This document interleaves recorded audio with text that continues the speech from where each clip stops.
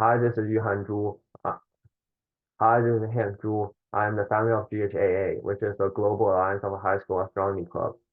Today, for our interview, we've invited Mr. Wolfgang Breves, who is a lecturer at Brown University.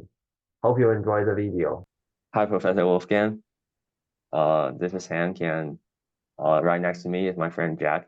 We are founding this international astronomical alliance that belongs to high school students. So it's our honor to invite you today. Oh, cute cat.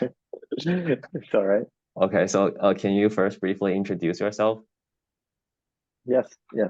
So my name is Wolfgang Breves, and I teach astronomy at Brown University in the summertime.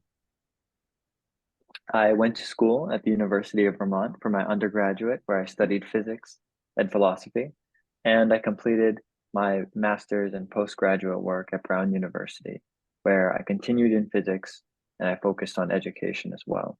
I now teach full time, and that's everything. Cool. Can you briefly explain what motivated you to study astronomy or physics in the first place? Well, my interest for astronomy really started kind of late in high school. I wasn't always interested in it when I was a child, and I started to take interest when my physics teacher told me that I had a particular aptitude for the study of physics. I hadn't thought about it at all until then. And it's interesting to me that, hearing this from a teacher, I didn't think much of it at the time, but it ended up changing my entire life just being told that I was good at something. So at first it means that it's sort of like you did not really think much about it. And then when you look back, do you think there are can you figure out some reasonings behind some specific aspects of physics that drove you into this study?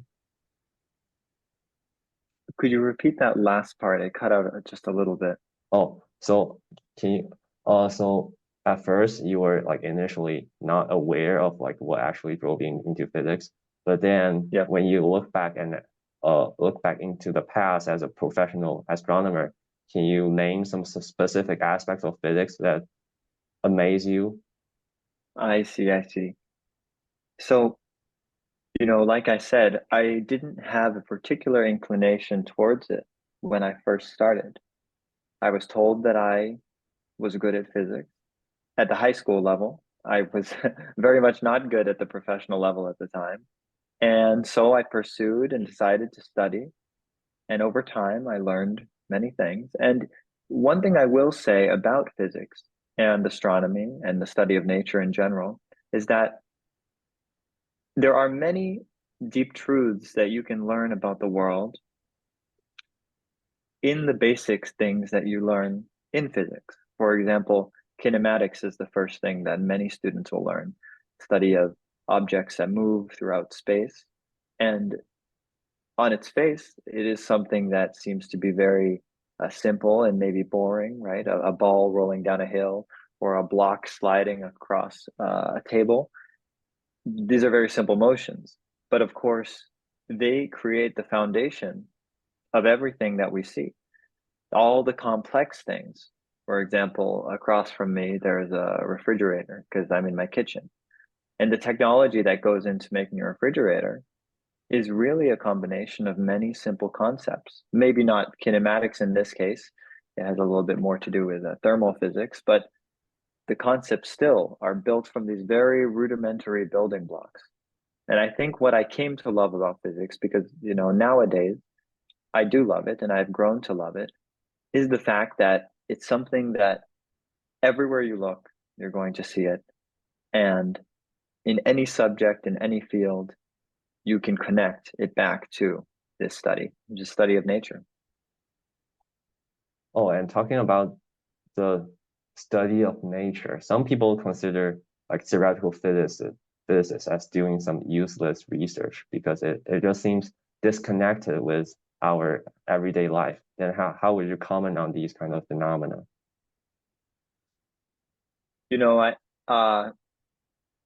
I I actually understand where they're coming from. And it's not to say that theoretical physics and advanced mathematics is totally useless.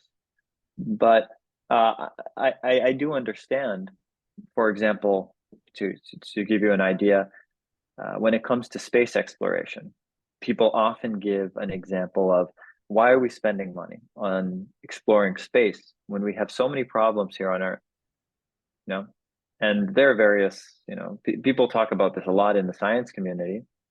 When you look at it philosophically, I understand how the average person does not want to spend money researching theoretical physics or discovering a new particle, sending probes into space to look for alien life or something like this. It all seems so far-fetched. But at the same time, I kind of think of it in the same way as I think of an author writing a book. And what I mean by that is, why do people write poetry? Why do people write stories and create art pieces? That, for example, right, this print behind me, it wasn't created for some giant financial gain. At the time, of course, people paint to make money. And I could be mistaken, but I think Van Gogh, desperately needed money when he was doing his painting. But the inspiration for it doesn't come from an economic pursuit. Everyone in the world is not doing things just because it brings the most money. If anything, we can't help doing the things that we love and the things that inspire us. So the same way a poet writes a poem, I think certain people will be inclined to study theoretical physics because they want to dig deeper. They study theoretical, advanced mathematics because they want to discover truths, and even philosophy. If you're a logician, this is like some people will see it as the most useless thing in the world.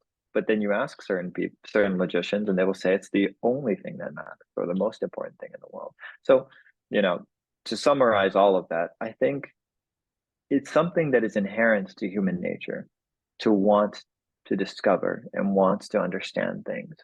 I think it's not a deliberate thing. It's something that happens naturally inside us. And certain people, they express themselves in theoretical physics, like many of us express ourselves through music or writing or art. So does it mean that for you, like doing astronomy is sort of like an intuitive thing, and you do not really have to find a meaning in it? There are two ways that I think of it.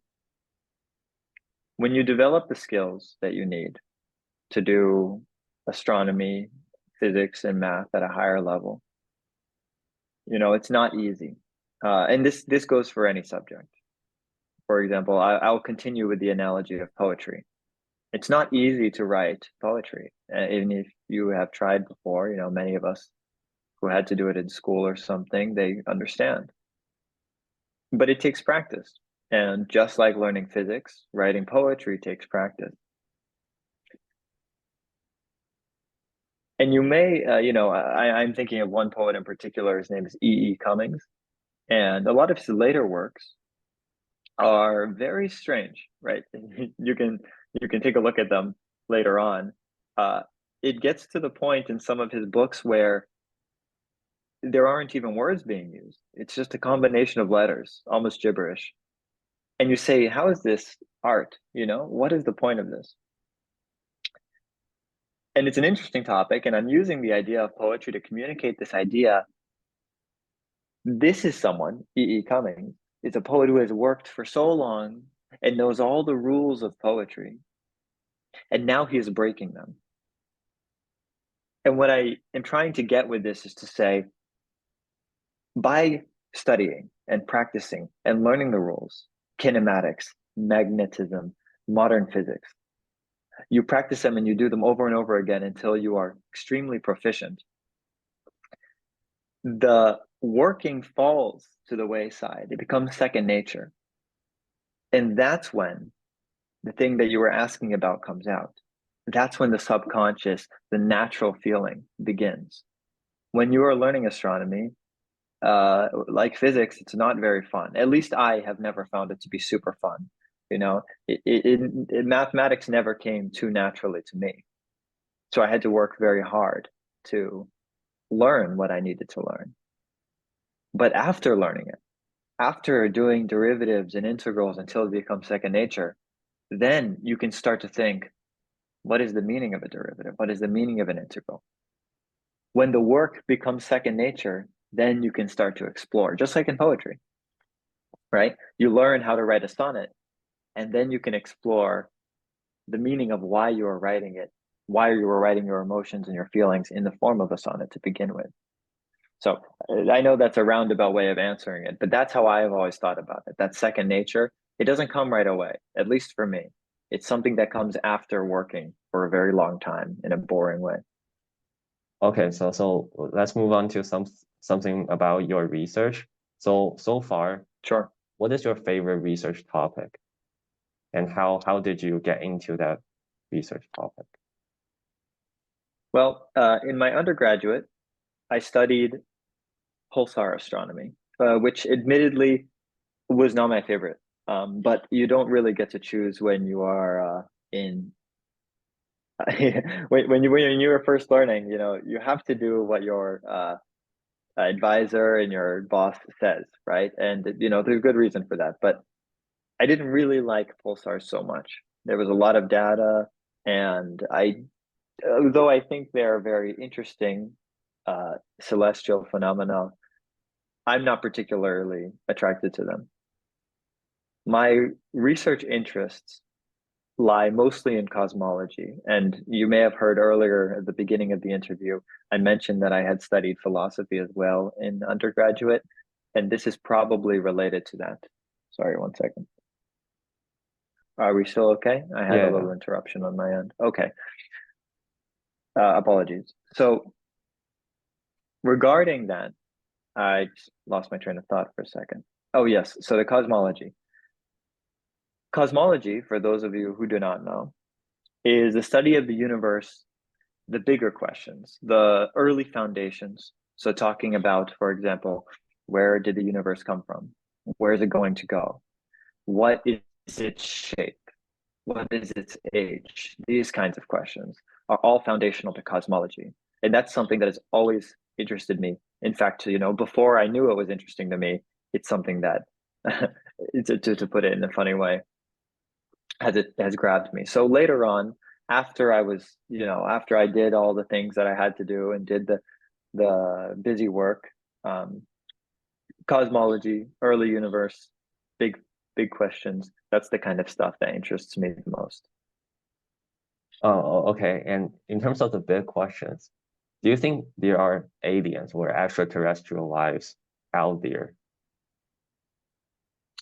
Oh, like extraterrestrial? Yeah. I think it cut out for a second.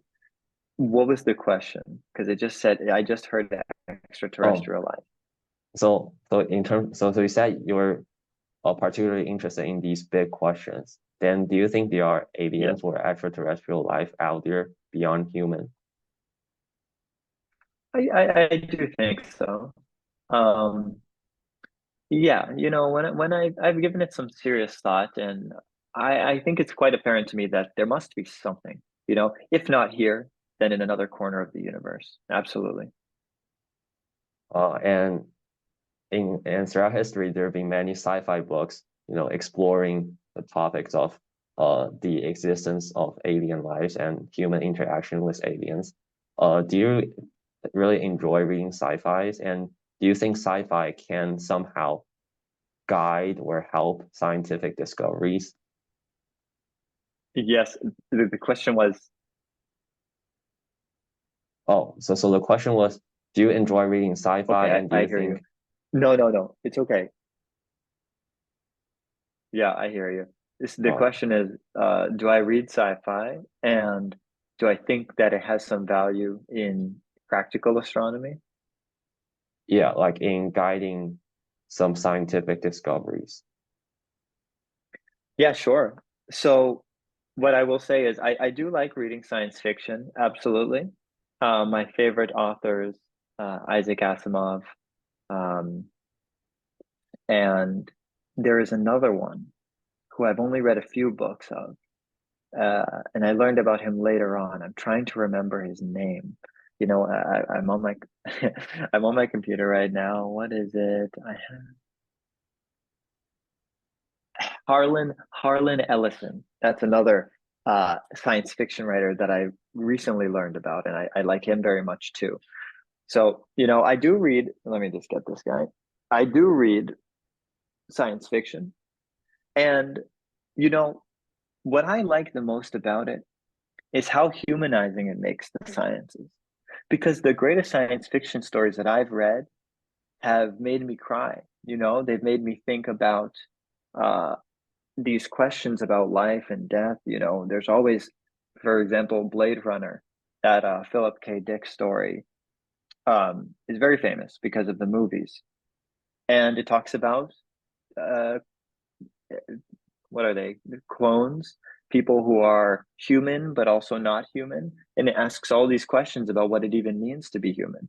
And I think science fiction is a genre that, is uniquely equipped to address these kinds of questions, these philosophical questions in a way that we can feel it, especially when they're put into movies and the general public is able to enjoy them. As for the second half of the question, can it help in research? I will say practically, it can get people interested in science and it can create scientists.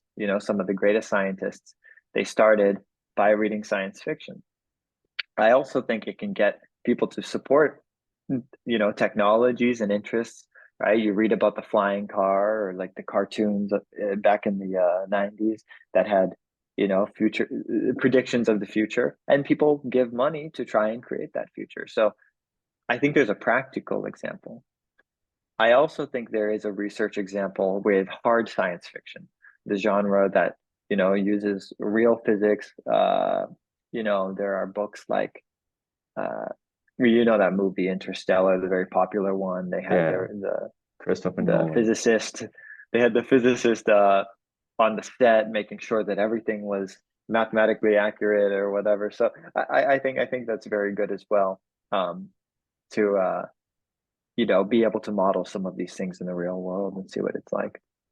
So yeah, that's what I'll say. I agree with you in the sense that reading sci-fi is most like doing doing a philosophical endeavor or like a mind experiment that you cannot actually carry out in reality, but you write this entire book to explore something. So it's quite similar to doing physics actually, because Einstein is famous for doing his mind experiments and figure out the general theory of relativity. So it's quite interesting. Exactly. Yeah.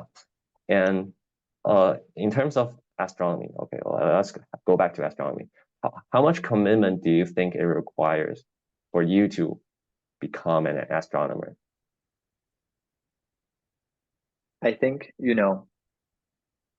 I will say this because I am by no means a famous or successful or, very successful astronomer. I have done my schooling and I've done my work, but I don't want to talk as though I am an authority on the subject. But I will say, from my personal experience, it is very difficult. Not only because the work is difficult and it's not very conducive to most people, right? Studying mathematics is something that most people don't like. But you will have to do a lot of math if you want to do astronomy, if you want to do physics at the high level. So there is that. But there is also the issue of there being not a lot of jobs, an opportunity. If you want to be a professional astronomer, you're going to be competing with many, many people who have that dream, and there's very few positions. This is actually something, from what I've seen, is the case across all subjects, right? From philosophy to physics to history to literature. There are very few positions in academia, and there are many, many, many PhD students. every year they're graduating and fighting for those jobs. So if you want to go there, you can, but you have to be very good and lucky. You could be the best of the best, and if you're unlucky, you still won't get it. So there's a lot of factors, and it's hard. But I don't think that should dissuade anyone from pursuing uh, it if they are interested in it. I mean, right? You only have one life. Then can you reveal to us like what is your daily schedule like when you are teaching at Brown? Sure. So most of my work these days, like you said, is just teaching. So my research, I've done less and less of it every year, which again maybe is a testament to how boring I find it these days. But you know, like I said, I took a concentration in education because it was something that was fun for me and I liked it. So that's the first thing to say, and how we got there. But as for the daily schedule, uh, my time is usually split between, on any given weekday, I'm going to teach between 2 to 4 classes. And there are times when I'm teaching only one. It's a very nice life in my experience. I love the classes that I teach, and working at Brown, they're very good to me. I had a great time there as a student, and I have a good time there as an instructor as well. I have flexible hours. Maybe I will wake up in the morning around 6:30 or 7, and I will have breakfast at home. I live in the city, so I can walk to the university if I need to, or if I'm in a rush, I can drive. And I'll usually try to have my first class early in the morning. I like to, go and get it over with, if you will. Not because it's not enjoyable, but the later you wait in the day, things just slow down. So I like to have my first class as early as possible, usually 8:30, but there are many teachers who like that slot, and you can't have all the teachers in that time period because then the students will not be able to go to multiple classes. So I try to get the 8:30 sections when I am teaching. And then I am the personality where I like to do all my classes one after the other. So I'll try to do another class after that and another class after that. And then I will do I will eat my lunch and that kind of stuff later. So that's just a personal decision of mine. I try to do all my classes early in the morning, one after the other, and then finish as soon as possible. But the reality is, I will teach a class at 8, I will teach a class at 12, and then either one at 3 o'clock or 6 p.m. In the evening. And when I'm in my full-time schedule, that's typically the whole day for me. It's going to be teaching and breaks between teaching, grading, working with my teaching assistants who are very, I couldn't do it without them. And then at the end of the day, I'll have dinner and go home. I don't want to include so much personal stuff because it's not interesting, but yeah, I pretty much have a full teaching schedule these days, but it's what I like, and that's the reason I do it. So when you were actually doing research back in the days, how does doing research take up like occupy lots of your personal times? It can, depending on how motivated you are. So to be completely honest, I worked much harder on my research when I was younger and when I was first starting. And maybe this is true for a lot of people when they start a job, right? Or, start doing a project. You start off really strong, and then the second year you're not as good, and the third year you care a little bit less, and then by the 10th year you're like, I don't care about this anymore. And I'll be honest, for me it was similar like that with research, because as I got older, and maybe it's just me, or maybe some people are afraid to say this, but my interests began to change. So the topics that I was interested in went from one thing to another. And at first I was really afraid of this and I resisted it. But now I'm at the point where I'm starting to think it's okay that, the things that are interesting to me are changing as I get older. So I will say this. Your personal life can be taken up quite a bit by research, especially when you are young. I think, you want to make a good impression and you want to work hard, and you should. But it's very important to balance this as well. So yeah, a lot of time can be invested in it. So personally, in your daily life, do you enjoy stargazing? Because it's always an interesting question to ask astronomers Yeah, whether they yeah. like to stargaze. And it's a very good question because, when you think about astronomy, you probably think your job is looking at the sky all the time, but it's never this, at least these days. Most of it is on the computer. You're working with a program, you are looking through data. Sometimes you're working with paper and pen, but it's very little actual looking at the sky, at least in the type of research that I was doing. Um, Observational astronomy is a little bit different, probably. But in my personal life, I do enjoy it. I have some telescopes in my house, and I will take them out from time to time. You can't see anything in Providence. It's too bright. There's too much light pollution, but there are places nearby that I will drive to go and look at the stars. In fact, I'll share a quick story, very quick. Um, the last comet that I saw, I think it was in 2020. Uh, I really wanted to see it, and I had a good camera available. I wanted to take some photos.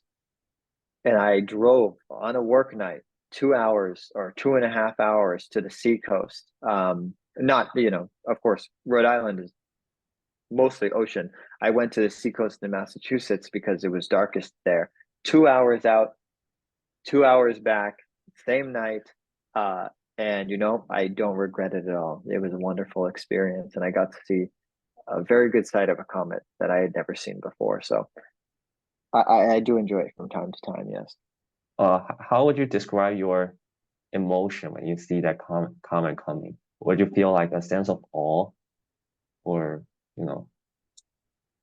Well, you know, I guess so. I actually recently saw the total solar eclipse that went over the United States a couple of weeks ago.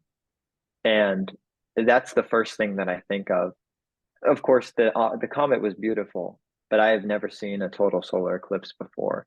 And when people say it's life changing, I understand what they mean. It's one of those things that you see the partial eclipse, the sky is getting darker around you, and then all of a sudden it's just darkness. I wasn't expecting it. I know from research and, of all people, an astronomer, I know what's supposed to happen. I know how they're supposed to look, and I teach it all the time. And when I saw it, it was still unbelievable to me, even though I have taught it a million times. But when you see the real thing, when you look in every direction and the sunset is in a 360-degree uh, angle of viewing, right? The sunset will be in every direction if the sun is being blocked by the moon, and it's just dark at 3 p.m. in the middle of the day. Really an incredible thing. So, you can study it your whole life and still be amazed by the things that the universe has in store. Yeah. Oh, and by the way, have you ever seen the galaxy? I have, if you're talking about the Milky Way, Yeah. yeah, late at night, not in Rhode Island, but if you go up, I live on the east coast of the United States, but if you go up into Maine and Vermont on a dark night, you can see the Milky Way band across the sky. A lot of people have this opportunity, but it's probably shrinking as the amount of light that we use goes up. Yeah. So Jack and I both live in Shanghai, and it's almost impossible to even find a single star. And we actually tried for 3 times in the past 2 weeks, but never succeeded. Only managed to That's see not a the single moon star. for once. Oh my! I mean, I've never been, but I have been to New York City many times, and it's similar, right? The sky is almost light, right? Even in the middle of the night, the sky is lit up a little bit by the city, and it's interesting in its own way. I mean, a city is a marvelous thing, but it is also very sad for astronomers when you cannot even see a single star. Hopefully there are places that you guys can travel as well to see more. Yeah. I think maybe this is also one of my motivation to delve deeper into astronomy, to explore Yeah, something that's still mysterious to me and something that I've never absolutely. experienced. Do you think when you are doing the research, um, the the joy or pleasure is more derived from the process, or do you find it's more interesting when you actually when you finish your paper and make something original? I would say the joy for me comes from the process. And the only reason I say that is because the results and the final product is usually they're usually few and far between. It takes many, many months of research to make any progress. And even when you do, sometimes you feel like you're not making much progress. Maybe it's different in other fields, but at least in the type of research that I do, or I used to do, it did not feel like we were making big progress. But it's one brick at a time. So if you don't enjoy the process, you're not going to enjoy it because most of it is process. Yeah. And does astronomy research require lots of computer programming skills? Because it seems that people need to deal with large amount of data. It can help. There are many programs such as Fortran and Python that will be useful when you are doing research. Like you said, large amounts of data processing is often the case in the case of physics and astronomy research. So coding will never hurt you. I am not a particularly skilled coder, and for a time it was difficult. I have learned what I've needed to in that field. But actually nowadays, from what I see, I do less research, but from what I see, it's actually becoming less important now because we are having computers and AI systems that are able to do it for us. So if you don't like to code, don't worry for those of you listening. Maybe you won't have to in the near future, but it never hurts. Never hurts. Oh, okay. And when you're exploring these astronomical topics that seems to be really far beyond and out of our reach, what is the usual like error bound of the data we get? Sorry, you cut out at the very end, the last thing you said. So What is the what usual what? like error bound or like the accuracy of the data we can get? Oh, the data. Say one more time. Like how accurate? Like okay, so for example, if I I see, I see, I see. yeah So like the error, yeah like what kind of margins are we talking about? yeah because astronomy is all about super large data and Yeah, yeah, yeah. really impossible observations. So for example, like when you're talking about the age of the universe and you say, well, it's 14 billion plus or minus a billion, something like this. It depends on the field of study. In astronomy, we talk about the very large, but we also talk about the very small. For example, when we were talking about masses of certain particles like neutrinos, if they even exist at all, the masses that is, uh, you're working with excuse me, you're working with very small numbers. Uh, so the margins are really dependent on the specific thing that you are studying. But what I will say, it's not particularly my field of research, but I know people in the field. We are getting measurements, especially these days, that are so, so accurate compared to how they used to be. I think about the ancient Greeks when they were studying and trying to discover the age of the Earth, and they were getting accuracies within 100,000 years or a few 100,000 years of the actual age that we were able to determine through carbon dating. So it's remarkable what people can do, what we can do on a single planet with the technology that we have in our brains to try and understand the whole universe around us. It's really remarkable. Okay, so finally, let's move on to several questions related to college education and its Sure. connection with physics because it's a an alliance for high school students, so we need to talk about something related to the future path of the ambitious students. So Right. what is your suggestion for these students that are trying to pursue an astronomy major during their undergraduate degree? What I say to prospective students, like I had mentioned in the beginning, it's a tough road. It's not easy. That said, I don't think you should back down if it's something that is interesting. And remember, for those of you who feel overwhelmed, you don't have to do it all in one day. You take it a step at a time. If you're in high school, do your high school studies and worry about the college stuff when you get there, right? And when you go to university, you take care of the undergraduate, and then you take care of the master's, and then you take care of the doctorate. And you do it one thing at a time.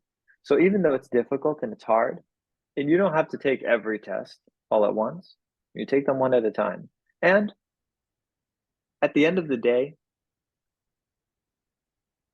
I believe, and maybe this is because I am one of the less talented astronomers out there, half the battle is not giving up. Many people will give up before they even really have a chance to succeed. If you hold on, even if you are struggling, that's going to put you ahead of most people. So that's something for those of you who are, especially self-deprecating. That's what I will say to you. And I only talk about it so much because I think those are the people who need the most encouragement. I want you to still try. Do you think physics and astronomy major in undergraduate can teach you something that is beyond the subject itself? Oh, I'm sorry. I'm sorry. I'm yawning a lot. I don't know why. But regarding astronomy and what it can teach us, I am a strong believer that you can learn about anything from anything else. That's a general statement, but I believe in sentiment.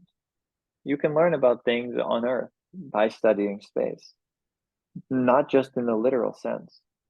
For example, you can learn humility. That is, I think, the most common example that people give.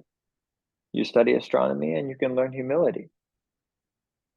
You look at the universe and you see how small you are, and then maybe you become a kinder person down here. And that's something that is obviously very hard to teach for many people. Okay, so how do you think astronomy can be connected to the liberal arts education, or how do you like these really theoretical science subjects fit in a liberal art education? Because some people might have this ambition of becoming the best scientist, and maybe they just want to take all the physics course they can during undergraduate and not caring anything about literature, philosophy, and actually back in the days, like during the late 19th century, do you know that there is like a mathematical tripost exam in Cambridge? Yes, it's funny. That's a great question that you brought up, because I do think it's important for people to pursue a well-rounded education. And if you are a student who is really about physics or really about math, I challenge them to have other interests, to look into music, look into literature. And I say this because you might feel like it's slowing you down now, but you're going to thank yourself in the future, I believe, if you study and look at all the things. Because, like I said before, maybe it is true that you can learn everything from every other thing and draw connection. A cross-culture liberal arts education can really be powerful in the right hands. And if you only know math or you only know physics, you're going to be limited in more ways than you think. Okay, so personally, do you find your other interests provide you with new perspectives in astronomy? I believe that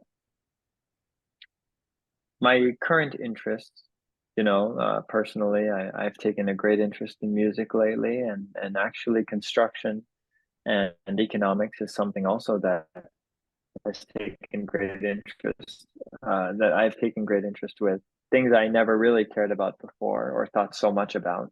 And even though I'm not doing so much research anymore, I still think about the subject that I've dedicated much of my life to, obviously. And it has me thinking about the relationship between music and, for example, the radio frequencies that we see in outer space coming from different planets. I think about construction, and in construction, there are many materials.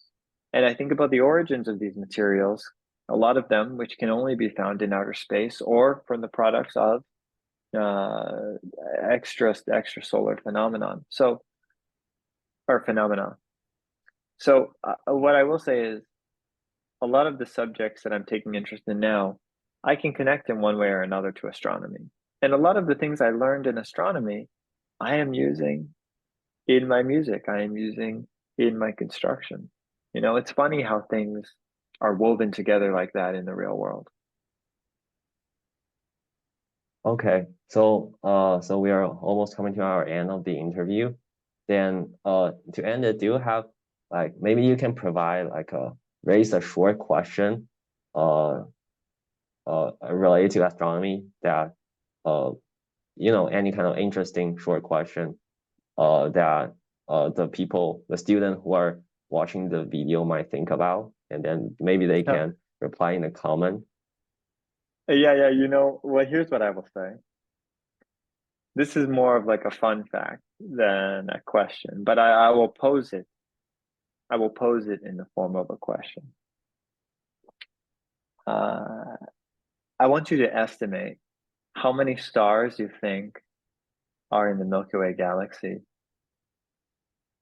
So you write it down or type it, and then give the estimate for how many trees you think are on the planet. And then after that, write down the estimate for how many cars you think are on the planet. And then finally, give me the estimate for how many fish you think there are in the ocean. And then Google all of those. And I think you'll be surprised with one particular one of those factoids. That's kind of a funny thing. And you can do that if you guys are watching. For those of you watching, it might be a little interesting, right? You think about something in space, like how many stars are in the Milky Way galaxy, and then you think about these other things, and you discover a kind of relationship that might be interesting as well. Okay, thank you so much, Professor Wolfgang. It's really nice talking to you, and maybe we'll see you sometime. Yes, I'm very grateful. It was wonderful having this conversation with both of you. Thank you so much. Bye. Bye. Yes.